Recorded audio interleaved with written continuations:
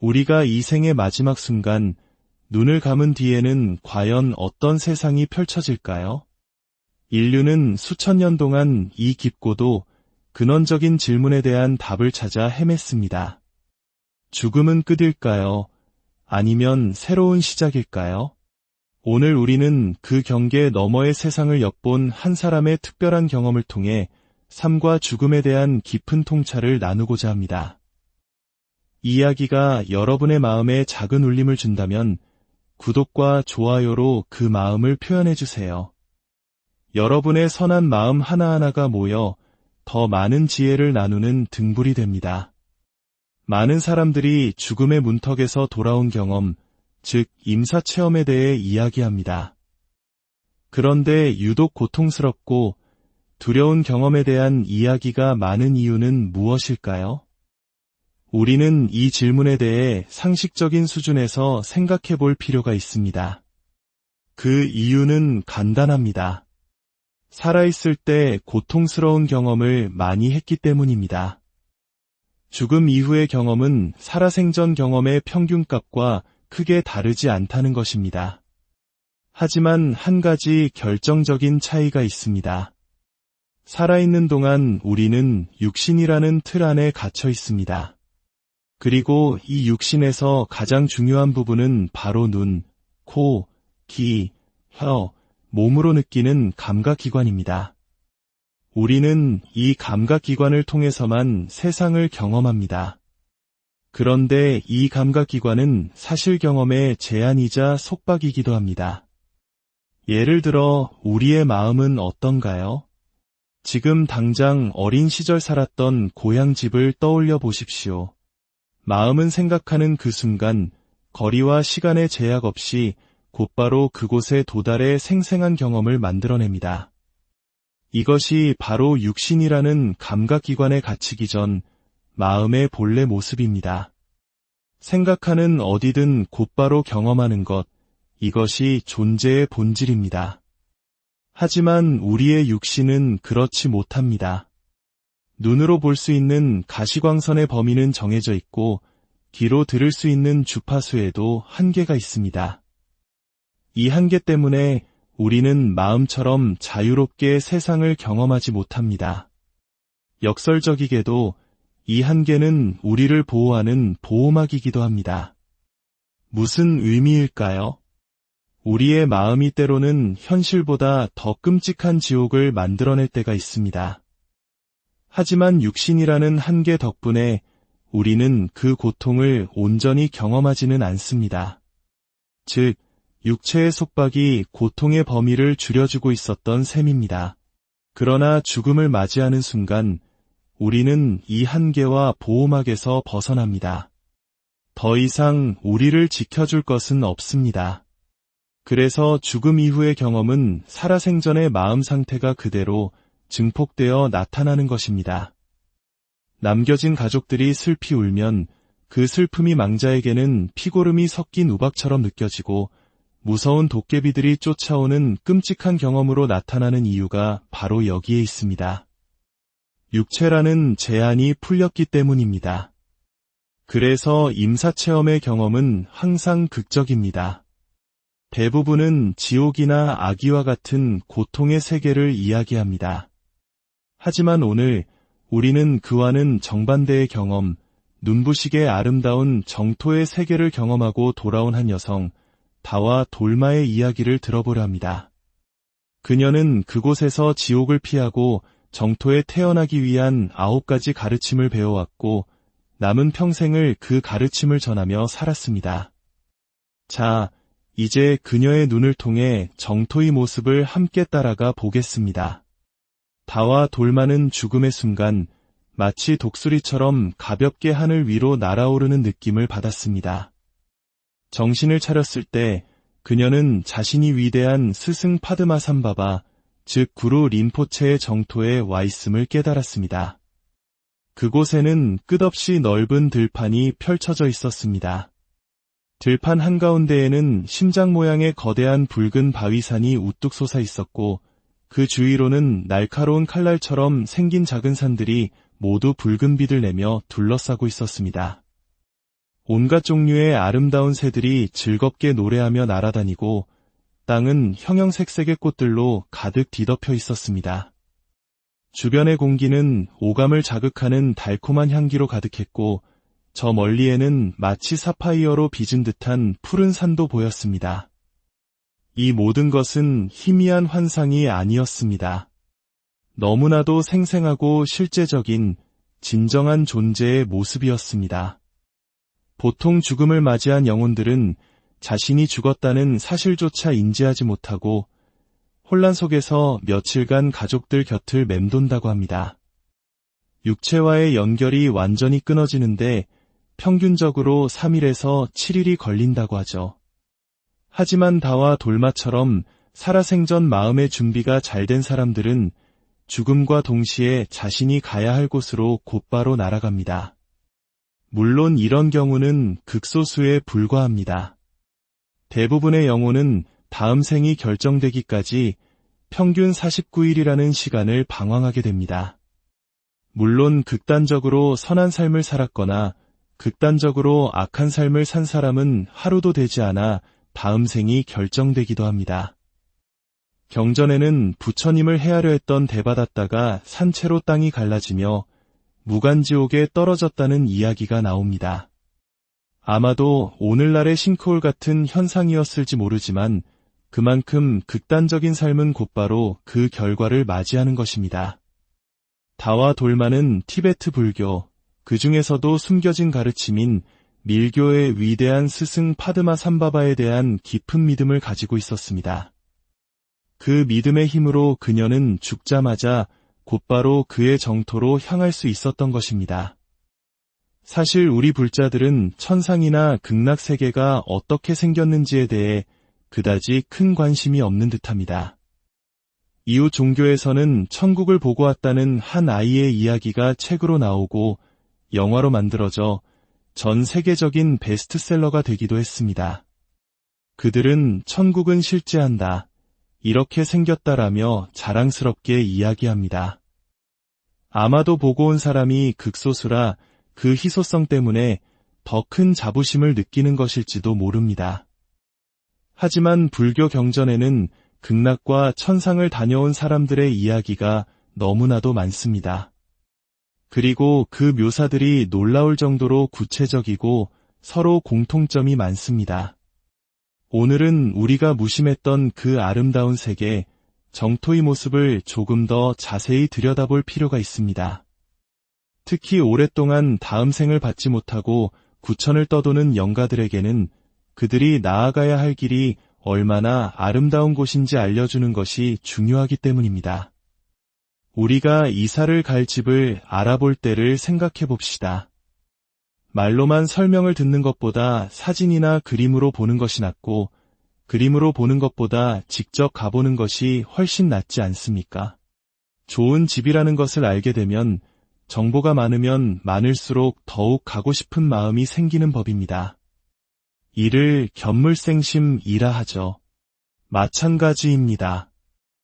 아직 갈 길을 찾지 못한 영가들에게 좋은 곳으로 가십시오라고 막연하게 말하는 것만으로는 부족합니다.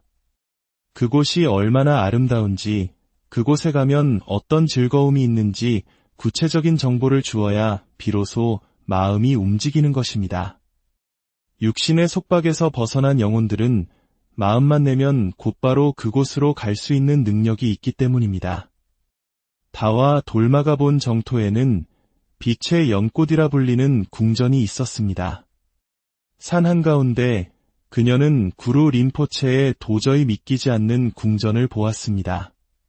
그 궁전은 스승의 깨달은 지혜 그 자체였으며 눈부신 빛의 지평태로 저절로 나타난 것이었습니다. 5가지 귀한 보석으로 만들어진 궁전은 상상할 수 없을 만큼 화려한 디자인과 장식으로 꾸며져 있었습니다. 궁전의 모든 세부적인 모습 하나하나는 특별한 지혜와 불성의 특징을 상징하고 있었습니다. 그리고 그 정토는 깨달은 스승들과 남성신, 여성신들로 가득 차 있었습니다. 여기서 아주 중요한 구절이 있습니다. 궁전은 스승의 깨달은 지혜 그 자체였다는 부분입니다. 정토나 천상에 태어났을 때 우리가 소유하게 되는 모든 것, 예를 들어 우리의 모습이나 우리가 사는 집은 바로 살아생전 쌓은 공덕의 크기를 반영합니다. 극락세계에 태어나는 사람들은 9등급의 연꽃 위에서 태어난다고 하여 구푸면대라 부릅니다. 가장 낮은 등급인 하프마생은 작은 소년, 소녀의 크기만 한 연꽃에서 태어납니다. 그 연꽃이 바로 그들의 집입니다. 연꽃이 닫히면 밤이 되고 열리면 낮이 됩니다. 자, 여기서 한국인이라면 누구나 공감할 만한 비유를 들어보겠습니다. 바로 아파트 청약입니다. 극락세계에 내 집 마련, 즉 분양을 받으려면 먼저 청약을 해야 합니다. 그 방법은 무엇일까요? 바로 극락세계에 태어나고 싶다는 간절한 마음을 가지고 나무 아미탑을 연부를 하는 것입니다. 우리가 연부를 시작하는 순간 극락세계의 연못에는 주인이 없는 작은 연꽃 봉우리 하나가 피어납니다. 그것이 바로 나의 이름으로 된 청약통장인 셈입니다. 그리고 연부를 열심히 하면 할수록 그 연꽃은 점점 더 커지고 화려해집니다. 즉, 아파트 평수가 넓어지는 것이죠. 만약 중간에 연부를 게을리하면 연꽃은 시들어 버립니다. 청약이 해지되는 것입니다. 이렇게 살아생전 열심히 공덕을 쌓아 연꽃의 크기를 키우는 것이 청약 과정이라면 죽음을 맞이하여 그 연꽃 안으로 들어가는 것이 바로 분양 또는 입주인 셈입니다. 하프마생의 존재가 사는 연꽃 집이 소년, 소녀의 크기만 하다면 가장 높은 등급의 존재가 사는 연꽃집은 그 크기가 상상을 초월합니다. 한 경전에서는 그 크기가 한반도만 하다고 묘사되기도 합니다. 집이 커진 것이 아니라 그 사람의 공덕이 커져서 키가 커졌기 때문에 그에 맞춰 집도 커진 것입니다. 정토에서의 키, 집의 크기, 화려함, 이 모든 것은 그 사람의 공덕의 키에 따라 결정되는 것입니다. 다와 돌만은 정토에서 파티를 즐기고 목욕을 하는 경험도 합니다. 궁전의 동쪽 문에서 그녀는 4명의 여성신들의 도움을 받아 무지개처럼 빛나는 드레스를 입었습니다. 수정으로 만든 문을 지나 긴 계단을 올라가자 거대한 방에서 축제를 벌이는 스승들과 신들을 만났습니다. 그들과 함께 기도문을 외운 뒤 푸른 얼굴빛을 한 여성신의 안내를 받아 넓은 목욕탕으로 향했습니다. 그곳에서 그녀는 많은 사람들과 함께 목욕을 하며 정화의식에 참여했습니다. 생각만 해도 즐거운 모습입니다. 배고픔과 굶주림 속에서 강 너머를 바라보며 가족들이 공덕을 지어주기만을 기다리는 처절한 임사체험과는 너무나도 다릅니다. 비록 극소수이지만 이렇게 극락을 경험하고 돌아오는 이들도 분명히 존재합니다. 그런데 정토에서의 목욕은 우리가 생각하는 목욕과는 근본적으로 다릅니다. 우리나라의 목욕탕이 아무리 시설이 좋아도 몸의 때를 벗겨줄 뿐 마음의 때까지 씻어주지는 못합니다. 하지만 극락 정토의 목욕은 몸이 아닌 마음의 때를 씻어줍니다. 우리가 사는 이 사바세계는 가만히 내버려두면 저절로 탐욕과 분노와 어리석음, 즉 탐진치 삼독이 강해지는 흐름을 가지고 있습니다. 특별히 노력하지 않으면 나이가 들수록 욕심은 더 많아지고 화를 더 잘 내며 어리석어지기 쉽습니다. 하지만 정토는 그 흐름이 정반대입니다. 그곳은 가만히 있어도 저절로 탐욕과 분노와 어리석음이 사라지는 시스템으로 설계되어 있습니다. 예를 들어볼까요? 극락 정토에서는 원하는 것이 있으면 하늘에서 비처럼 내려온다고 합니다. 마치 드론 택배 시스템과 같죠. 만약 인간 세상의 습관이 남아 믹스커피가 마시고 싶다고 생각하면 곧바로 믹스커피가 눈앞에 나타납니다. 그런데 그 커피를 마시는 순간 달콤한 맛이 아니라 팔 정도를 깨닫는 법의 기쁨, 즉 법회를 느끼게 됩니다. 지혜가 부족한 사람이 마시면 지혜가 생겨나고 믿음이 부족한 사람이 마시면 믿음이 가득 차게 되는 것입니다. 목욕도 마찬가지입니다. 어떤 사람은 뜨거운 물을 좋아하고 어떤 사람은 차가운 물을 좋아합니다. 극락에서는 같은 탕에 들어가도 어떤 사람에게는 기분 좋은 온탕으로 느껴지고 다른 사람에게는 시원한 냉탕으로 느껴집니다. 그리고 물에 몸을 담그는 순간 시원하다가 아니라 마음의 번뇌가 씻겨나가는 법의 기쁨을 느끼게 됩니다. 정토의 모든 경험은 이처럼 우리를 깨달음으로 이끌도록 설계되어 있습니다. 그곳에서는 연못가 의자에 누워 햇빛만 쬐고 있어도 깨달음을 얻을 수 있습니다. 이쯤 되면 갈 길을 몰라 헤매던 영가들도 가고 싶은 마음이 생기지 않을까요? 다와 돌마는 정토의 여러 궁전을 돌아다니며 수많은 스승들을 만났습니다. 그 중에는 이미 세상을 떠난 자신의 스승도 있었고 아주 먼 과거의 위대한 스승들도 있었습니다. 그들은 압도적인 영적인 힘을 발산하며 그녀를 환영하고 축복해 주었습니다. 우리가 존경하는 위대한 스승들, 예를 들어 성철 스님 같은 분들도 아마 저 극락 정토의 궁전에서 지금 이 순간에도 그곳에 도착한 새로운 영혼들을 따뜻하게 맞이하며 축복하고 계시지 않을까요? 마침내 다와 돌마는 정토의 주인인 파드마 삼바바를 만납니다. 그의 옥좌는 3층 건물보다 더 높았고 사방으로 빛을 발산하고 있었습니다. 그는 지혜와 자비, 그리고 모든 깨달은 존재들의 힘이 하나로 합쳐진 화신이었습니다. 그곳에서 그녀는 지옥을 피하고 정토에 태어나기 위한 9가지 가르침을 배웠습니다. 그 가르침을 안고 현실로 돌아온 다와 돌마의 삶은 완전히 바뀌었습니다. 그녀는 남은 생을 사람들에게 법을 가르치고 다른 이들을 돕는데 온전히 바쳤습니다.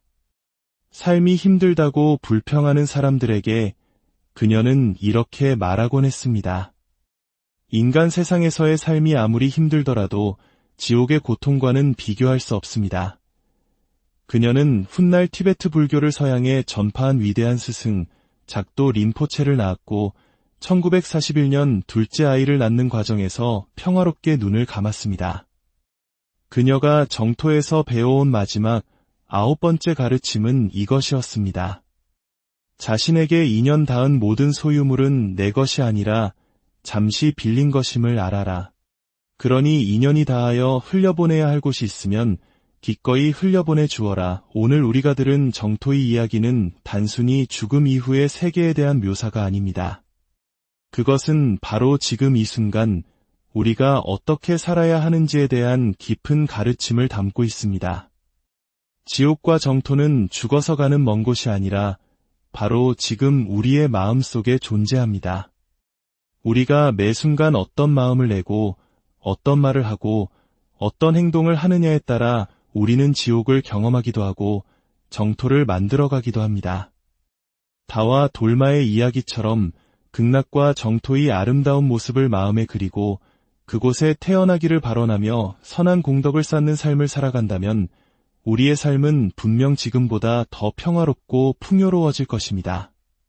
그리고 마침내 이 생의 마지막 여정을 떠나는 날 우리는 두려움 없이 독수리처럼 가볍게 날아올라 우리를 기다리는 빛의 우리가 이 생의 마지막 순간 눈을 감은 뒤에는 과연 어떤 세상이 펼쳐질까요? 인류는 수천 년 동안 이 깊고도 근원적인 질문에 대한 답을 찾아 헤맸습니다. 죽음은 끝일까요? 아니면 새로운 시작일까요? 오늘 우리는 그 경계 너머의 세상을 엿본 한 사람의 특별한 경험을 통해 삶과 죽음에 대한 깊은 통찰을 나누고자 합니다. 이 이야기가 여러분의 마음에 작은 울림을 준다면 구독과 좋아요로 그 마음을 표현해주세요. 여러분의 선한 마음 하나하나가 모여 더 많은 지혜를 나누는 등불이 됩니다. 많은 사람들이 죽음의 문턱에서 돌아온 경험, 즉 임사체험에 대해 이야기합니다. 그런데 유독 고통스럽고 두려운 경험에 대한 이야기가 많은 이유는 무엇일까요?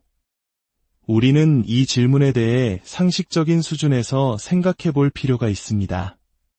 그 이유는 간단합니다. 살아있을 때 고통스러운 경험을 많이 했기 때문입니다. 죽음 이후의 경험은 살아생전 경험의 평균값과 크게 다르지 않다는 것입니다. 하지만 한 가지 결정적인 차이가 있습니다.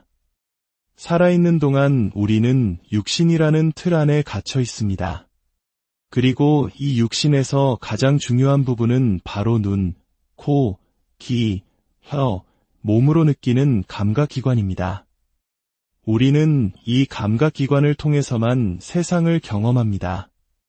그런데 이 감각기관은 사실 경험의 제한이자 속박이기도 합니다.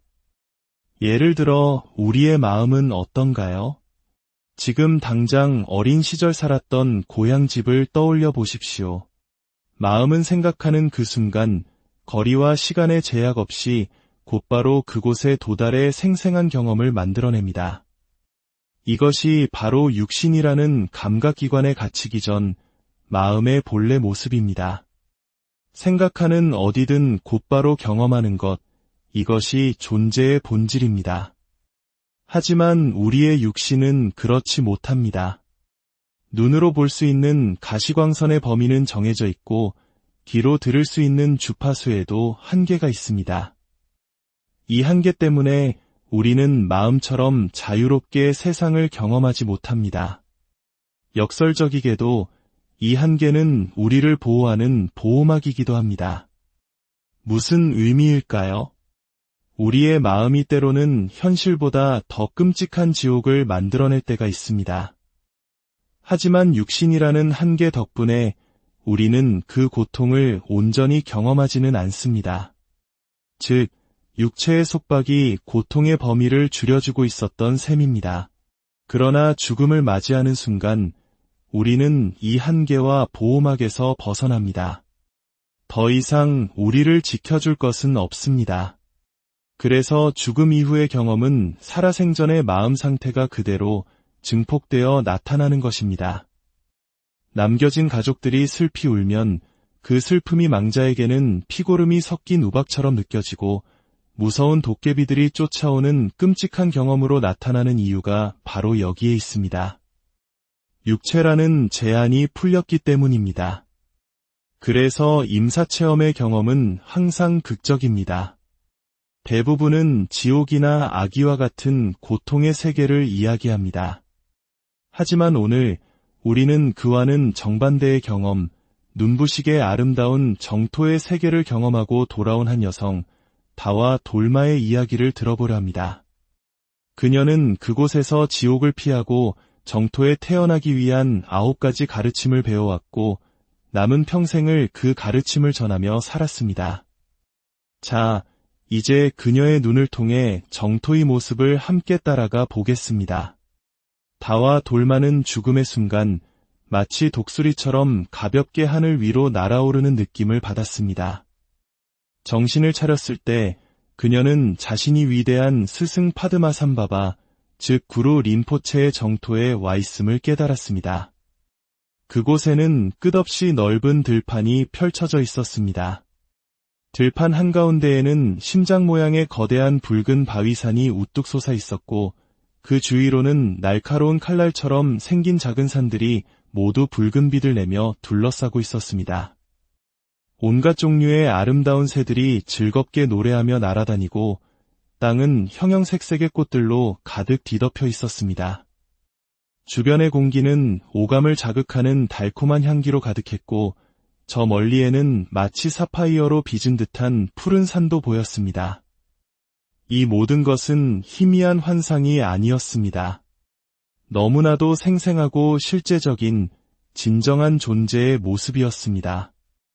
보통 죽음을 맞이한 영혼들은 자신이 죽었다는 사실조차 인지하지 못하고 혼란 속에서 며칠간 가족들 곁을 맴돈다고 합니다. 육체와의 연결이 완전히 끊어지는데 평균적으로 3일에서 7일이 걸린다고 하죠. 하지만 다와 돌마처럼 살아생전 마음의 준비가 잘 된 사람들은 죽음과 동시에 자신이 가야 할 곳으로 곧바로 날아갑니다. 물론 이런 경우는 극소수에 불과합니다. 대부분의 영혼은 다음 생이 결정되기까지 평균 49일이라는 시간을 방황하게 됩니다. 물론 극단적으로 선한 삶을 살았거나 극단적으로 악한 삶을 산 사람은 하루도 되지 않아 다음 생이 결정되기도 합니다. 경전에는 부처님을 해하려 했던 대바다다가 산채로 땅이 갈라지며 무간지옥에 떨어졌다는 이야기가 나옵니다.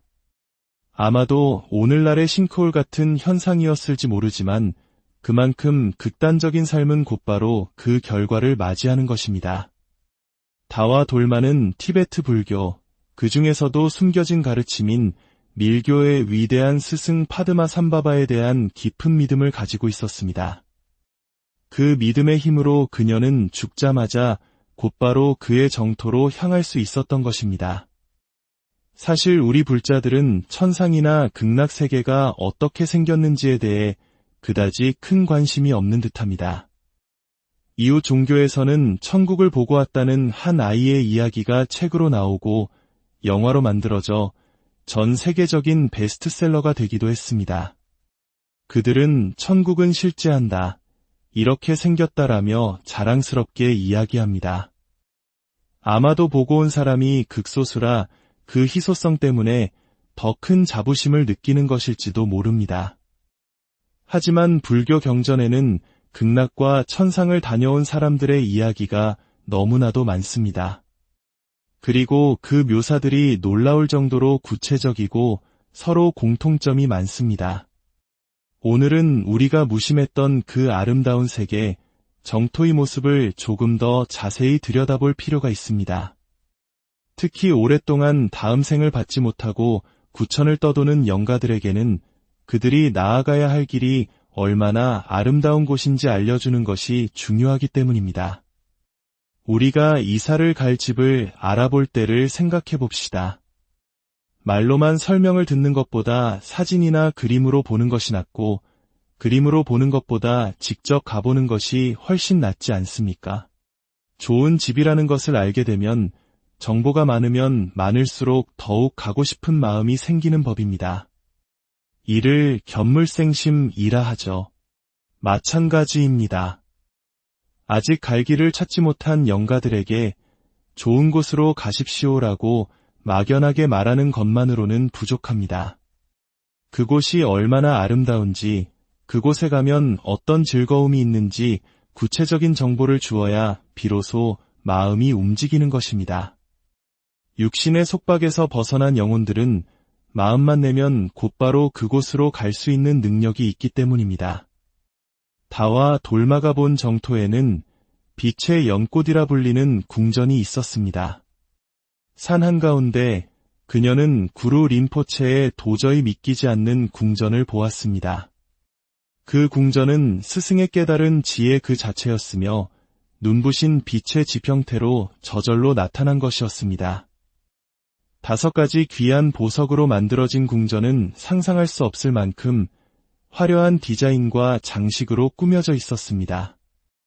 궁전의 모든 세부적인 모습 하나하나는 특별한 지혜와 불성의 특징을 상징하고 있었습니다. 그리고 그 정토는 깨달은 스승들과 남성신, 여성신들로 가득 차 있었습니다. 여기서 아주 중요한 구절이 있습니다. 궁전은 스승의 깨달은 지혜 그 자체였다는 부분입니다. 정토나 천상에 태어났을 때 우리가 소유하게 되는 모든 것, 예를 들어 우리의 모습이나 우리가 사는 집은 바로 살아생전 쌓은 공덕의 크기를 반영합니다. 극락세계에 태어나는 사람들은 9등급의 연꽃 위에서 태어난다고 하여 구푸면대라 부릅니다. 가장 낮은 등급인 하푸마생은 작은 소년, 소녀의 크기만 한 연꽃에서 태어납니다. 그 연꽃이 바로 그들의 집입니다. 연꽃이 닫히면 밤이 되고 열리면 낮이 됩니다. 자, 여기서 한국인이라면 누구나 공감할 만한 비유를 들어보겠습니다. 바로 아파트 청약입니다. 극락세계의 내 집 마련, 즉 분양을 받으려면 먼저 청약을 해야 합니다.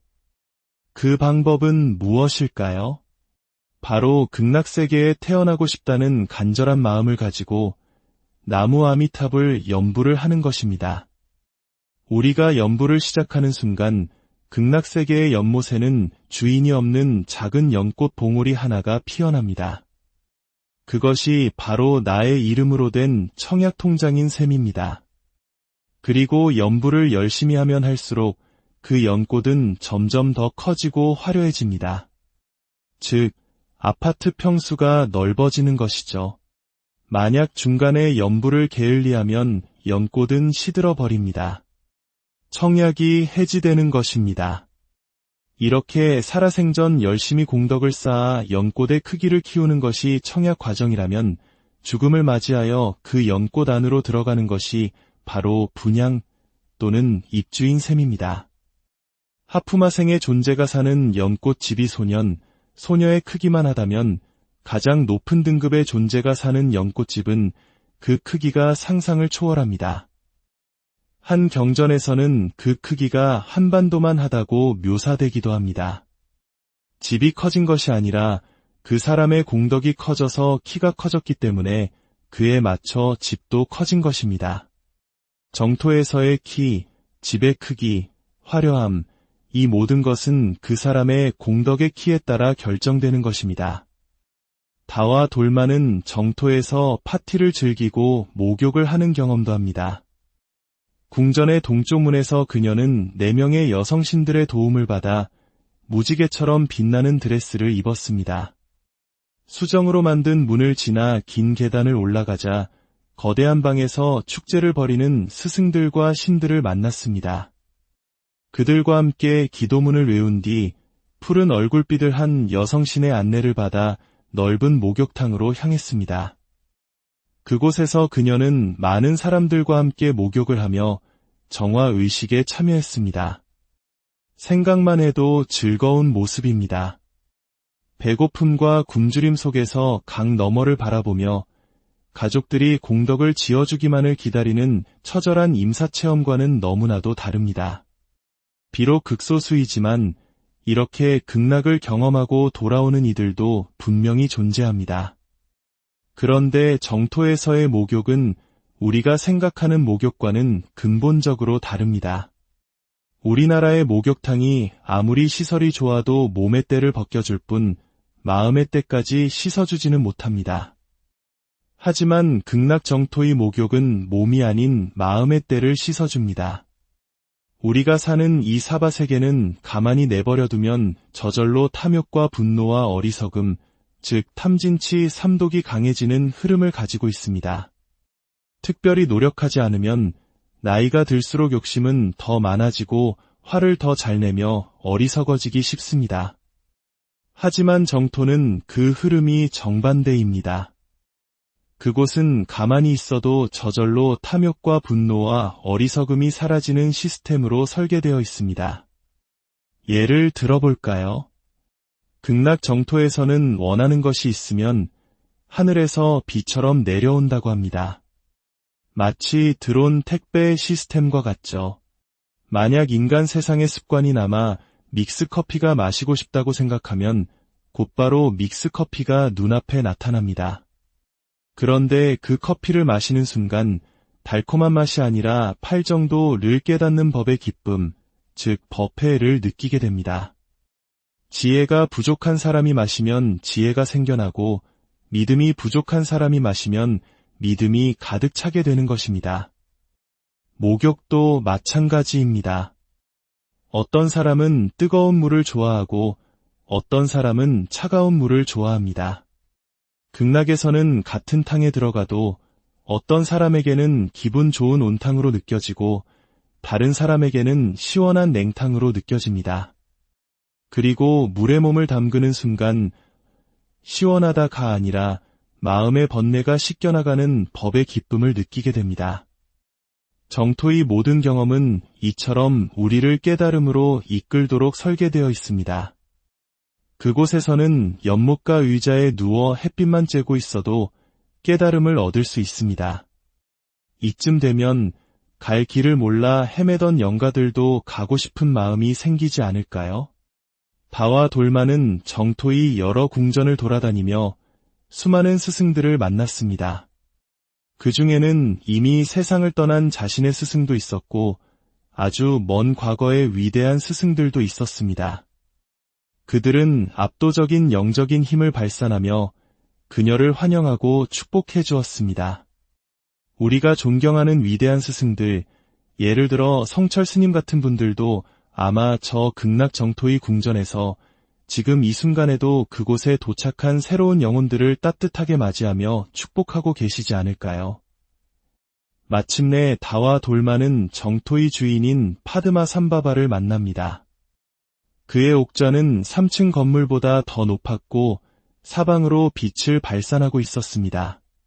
그는 지혜와 자비, 그리고 모든 깨달은 존재들의 힘이 하나로 합쳐진 화신이었습니다. 그곳에서 그녀는 지옥을 피하고 정토에 태어나기 위한 9가지 가르침을 배웠습니다. 그 가르침을 안고 현실로 돌아온 다와 돌마의 삶은 완전히 바뀌었습니다. 그녀는 남은 생을 사람들에게 법을 가르치고 다른 이들을 돕는데 온전히 바쳤습니다.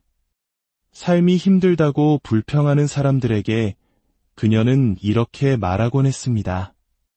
인간 세상에서의 삶이 아무리 힘들더라도 지옥의 고통과는 비교할 수 없습니다.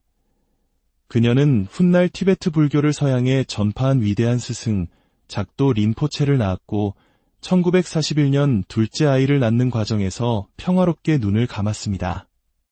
그녀가 정토에서 배워온 마지막 9번째 가르침은 이것이었습니다. 자신에게 인연 닿은 모든 소유물은 내 것이 아니라 잠시 빌린 것임을 알아라. 그러니 인연이 닿하여 흘려보내야 할 곳이 있으면 기꺼이 흘려보내 주어라. 오늘 우리가 들은 정토의 이야기는 단순히 죽음 이후의 세계에 대한 묘사가 아닙니다.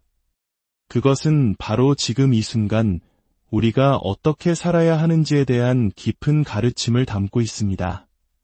지옥과 정토는 죽어서 가는 먼 곳이 아니라 바로 지금 우리의 마음 속에 존재합니다. 우리가 매 순간 어떤 마음을 내고 어떤 말을 하고 어떤 행동을 하느냐에 따라 우리는 지옥을 경험하기도 하고 정토를 만들어가기도 합니다. 다와 돌마의 이야기처럼 극락과 정토의 아름다운 모습을 마음에 그리고 그곳에 태어나기를 발언하며 선한 공덕을 쌓는 삶을 살아간다면 우리의 삶은 분명 지금보다 더 평화롭고 풍요로워질 것입니다. 그리고 마침내 이 생의 마지막 여정을 떠나는 날, 우리는 두려움 없이 독수리처럼 가볍게 날아올라 우리를 기다리는 우리가 이 생의 마지막 순간, 눈을 감은 뒤에는 과연 어떤 세상이 펼쳐질까요? 인류는 수천 년 동안 이 깊고도 근원적인 질문에 대한 답을 찾아 헤맸습니다. 죽음은 끝일까요? 아니면 새로운 시작일까요? 오늘 우리는 그 경계 너머의 세상을 엿본 한 사람의 특별한 경험을 통해 삶과 죽음에 대한 깊은 통찰을 나누고자 합니다. 이 이야기가 여러분의 마음에 작은 울림을 준다면 구독과 좋아요로 그 마음을 표현해주세요. 여러분의 선한 마음 하나하나가 모여 더 많은 지혜를 나누는 등불이 됩니다. 많은 사람들이 죽음의 문턱에서 돌아온 경험, 즉 임사체험에 대해 이야기합니다. 그런데 유독 고통스럽고 두려운 경험에 대한 이야기가 많은 이유는 무엇일까요? 우리는 이 질문에 대해 상식적인 수준에서 생각해 볼 필요가 있습니다. 그 이유는 간단합니다. 살아있을 때 고통스러운 경험을 많이 했기 때문입니다. 죽음 이후의 경험은 살아생전 경험의 평균값과 크게 다르지 않다는 것입니다. 하지만 한 가지 결정적인 차이가 있습니다. 살아있는 동안 우리는 육신이라는 틀 안에 갇혀 있습니다. 그리고 이 육신에서 가장 중요한 부분은 바로 눈, 코, 귀, 혀, 몸으로 느끼는 감각기관입니다. 우리는 이 감각기관을 통해서만 세상을 경험합니다.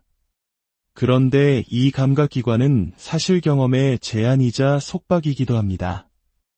예를 들어 우리의 마음은 어떤가요?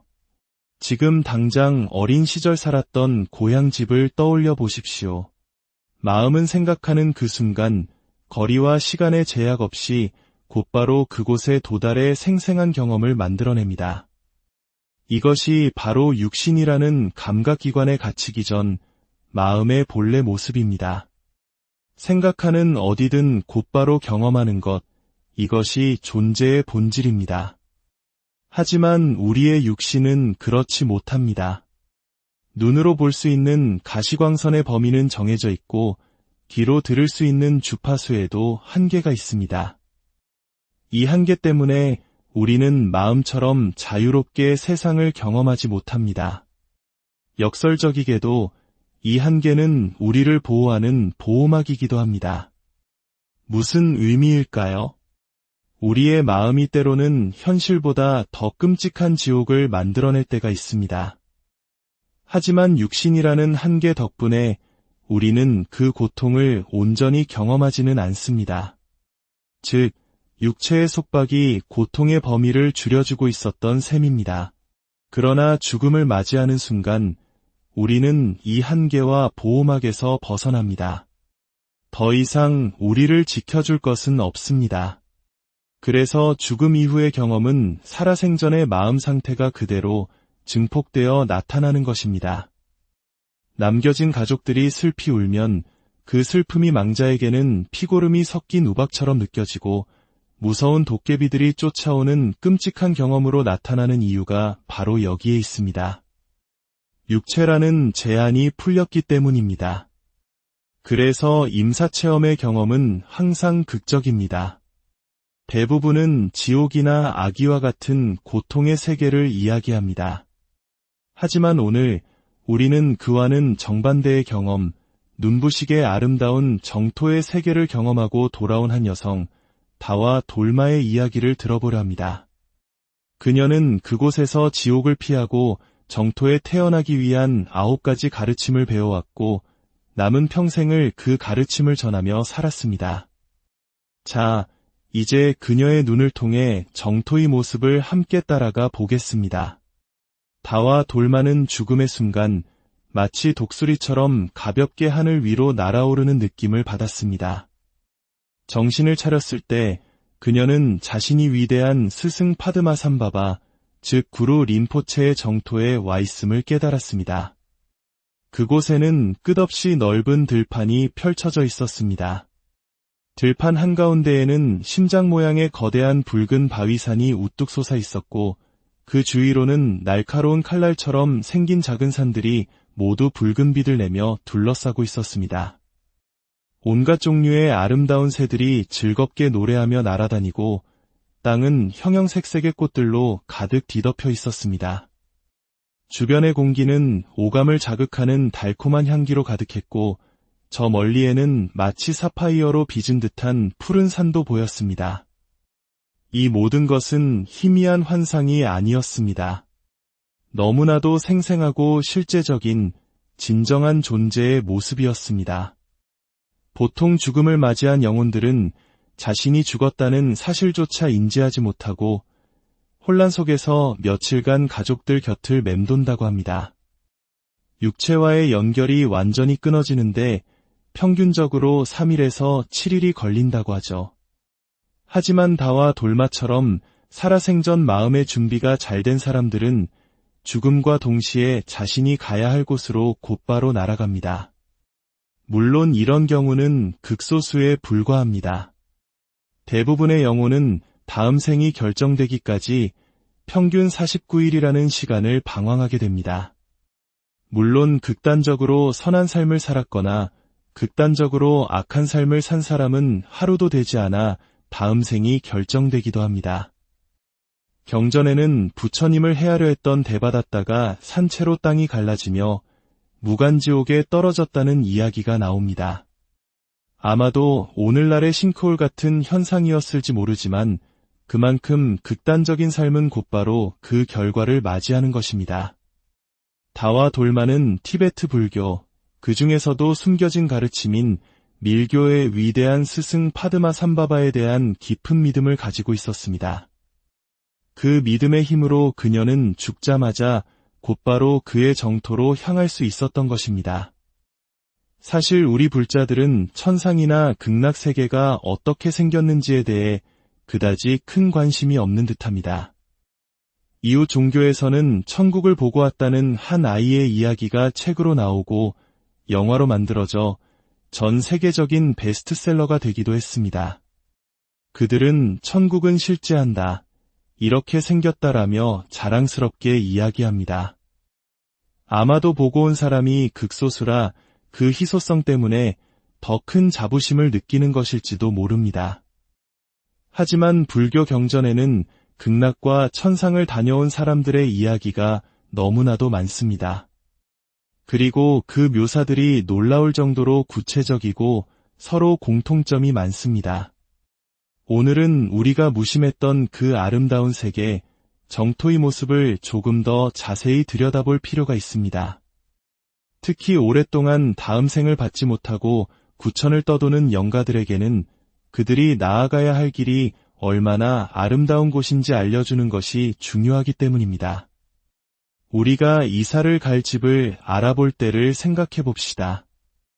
말로만 설명을 듣는 것보다 사진이나 그림으로 보는 것이 낫고, 그림으로 보는 것보다 직접 가보는 것이 훨씬 낫지 않습니까? 좋은 집이라는 것을 알게 되면 정보가 많으면 많을수록 더욱 가고 싶은 마음이 생기는 법입니다.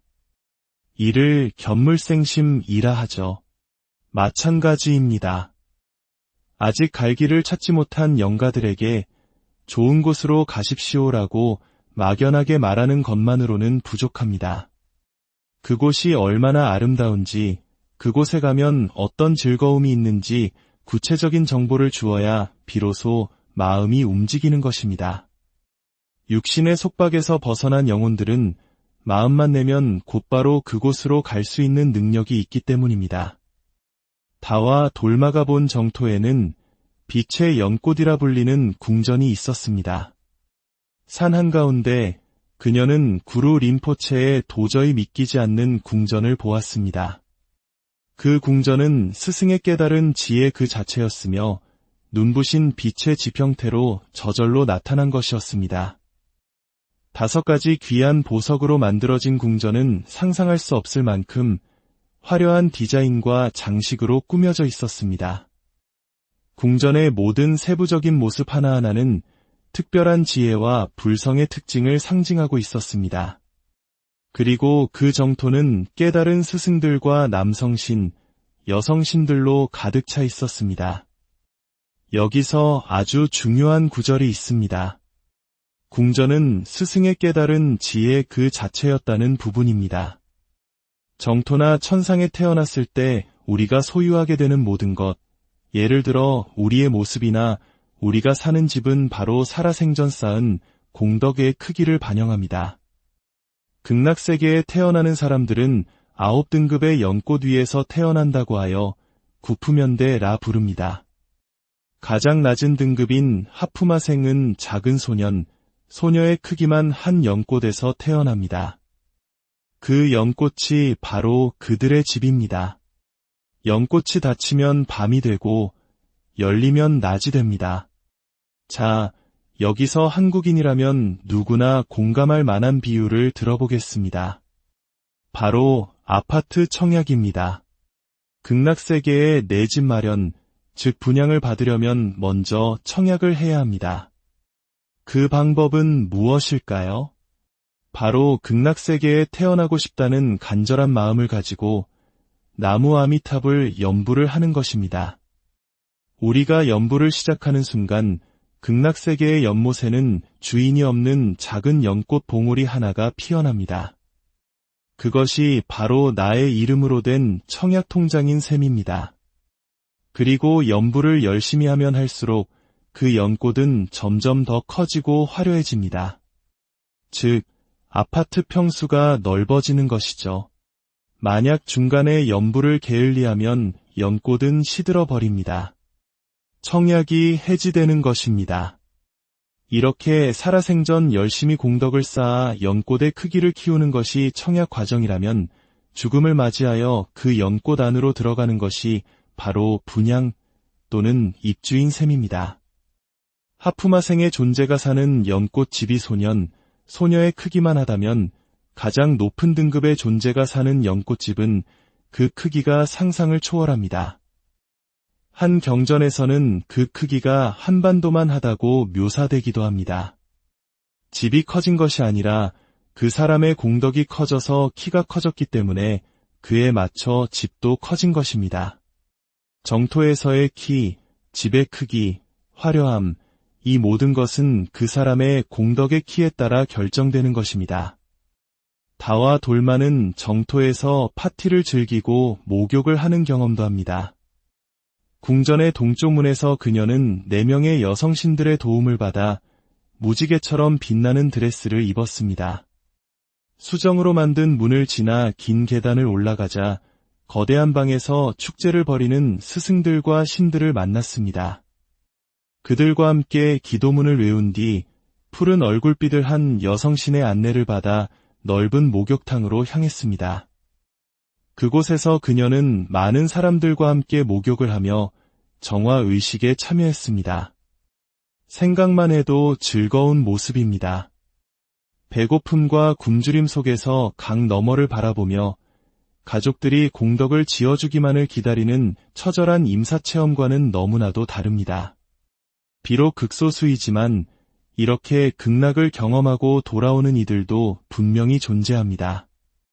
그런데 정토에서의 목욕은 우리가 생각하는 목욕과는 근본적으로 다릅니다. 우리나라의 목욕탕이 아무리 시설이 좋아도 몸의 때를 벗겨줄 뿐 마음의 때까지 씻어주지는 못합니다. 하지만 극락 정토의 목욕은 몸이 아닌 마음의 때를 씻어줍니다.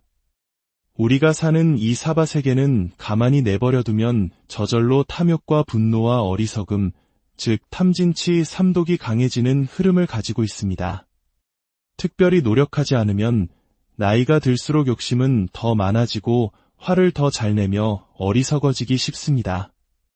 하지만 정토는 그 흐름이 정반대입니다. 그곳은 가만히 있어도 저절로 탐욕과 분노와 어리석음이 사라지는 시스템으로 설계되어 있습니다. 예를 들어볼까요? 극락 정토에서는 원하는 것이 있으면 하늘에서 비처럼 내려온다고 합니다. 마치 드론 택배 시스템과 같죠. 만약 인간 세상의 습관이 남아 믹스커피가 마시고 싶다고 생각하면 곧바로 믹스커피가 눈앞에 나타납니다. 그런데 그 커피를 마시는 순간 달콤한 맛이 아니라 팔 정도를 깨닫는 법의 기쁨, 즉 법회를 느끼게 됩니다.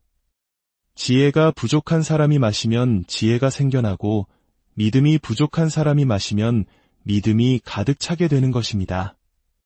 목욕도 마찬가지입니다. 어떤 사람은 뜨거운 물을 좋아하고 어떤 사람은 차가운 물을 좋아합니다. 극락에서는 같은 탕에 들어가도 어떤 사람에게는 기분 좋은 온탕으로 느껴지고 다른 사람에게는 시원한 냉탕으로 느껴집니다. 그리고 물에 몸을 담그는 순간 시원하다가 아니라 마음의 번뇌가 씻겨나가는 법의 기쁨을 느끼게 됩니다. 정토의 모든 경험은 이처럼 우리를 깨달음으로 이끌도록 설계되어 있습니다. 그곳에서는 연못가 의자에 누워 햇빛만 쬐고 있어도 깨달음을 얻을 수 있습니다. 이쯤 되면 갈 길을 몰라 헤매던 영가들도 가고 싶은 마음이 생기지 않을까요? 다와 돌마는 정토의 여러 궁전을 돌아다니며 수많은 스승들을 만났습니다. 그 중에는 이미 세상을 떠난 자신의 스승도 있었고 아주 먼 과거의 위대한 스승들도 있었습니다. 그들은 압도적인 영적인 힘을 발산하며 그녀를 환영하고 축복해 주었습니다. 우리가 존경하는 위대한 스승들, 예를 들어 성철 스님 같은 분들도 아마 저 극락 정토의 궁전에서 지금 이 순간에도 그곳에 도착한 새로운 영혼들을 따뜻하게 맞이하며 축복하고 계시지 않을까요? 마침내 다와 돌마는 정토의 주인인 파드마 삼바바를 만납니다. 그의 옥좌는 3층 건물보다 더 높았고 사방으로 빛을 발산하고 있었습니다. 그는 지혜와 자비, 그리고 모든 깨달은 존재들의 힘이 하나로 합쳐진 화신이었습니다. 그곳에서 그녀는 지옥을 피하고 정토에 태어나기 위한 9가지 가르침을 배웠습니다. 그 가르침을 안고 현실로 돌아온 다와 돌마의 삶은 완전히 바뀌었습니다. 그녀는 남은 생을 사람들에게 법을 가르치고 다른 이들을 돕는데 온전히 바쳤습니다. 삶이 힘들다고 불평하는 사람들에게 그녀는 이렇게 말하곤 했습니다. 인간 세상에서의 삶이 아무리 힘들더라도 지옥의 고통과는 비교할 수 없습니다. 그녀는 훗날 티베트 불교를 서양에 전파한 위대한 스승 작도 린포체를 낳았고 1941년 둘째 아이를 낳는 과정에서 평화롭게 눈을 감았습니다. 그녀가 정토에서 배워온 마지막 9번째 가르침은 이것이었습니다. 자신에게 인연 닿은 모든 소유물은 내 것이 아니라 잠시 빌린 것임을 알아라.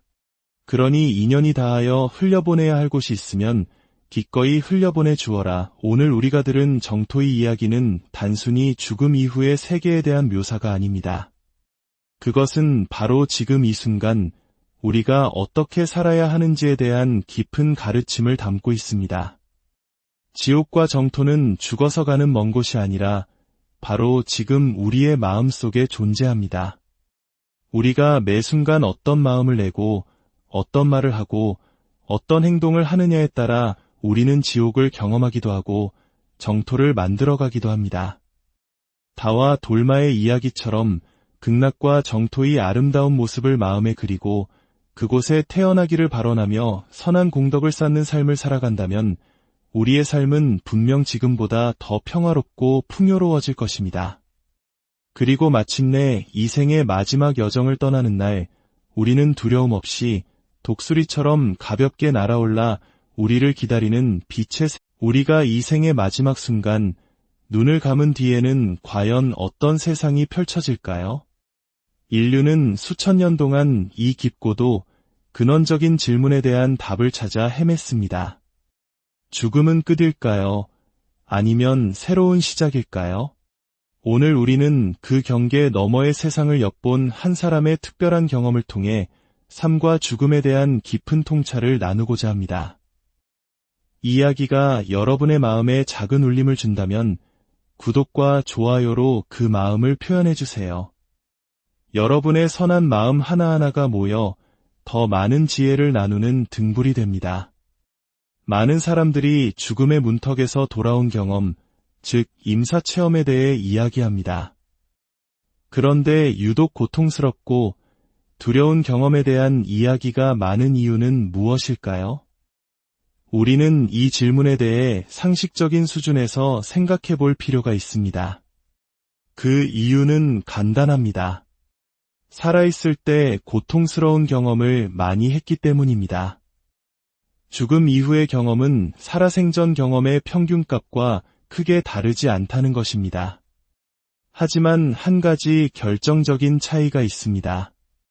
살아있는 동안 우리는 육신이라는 틀 안에 갇혀 있습니다. 그리고 이 육신에서 가장 중요한 부분은 바로 눈, 코, 귀, 혀, 몸으로 느끼는 감각기관입니다.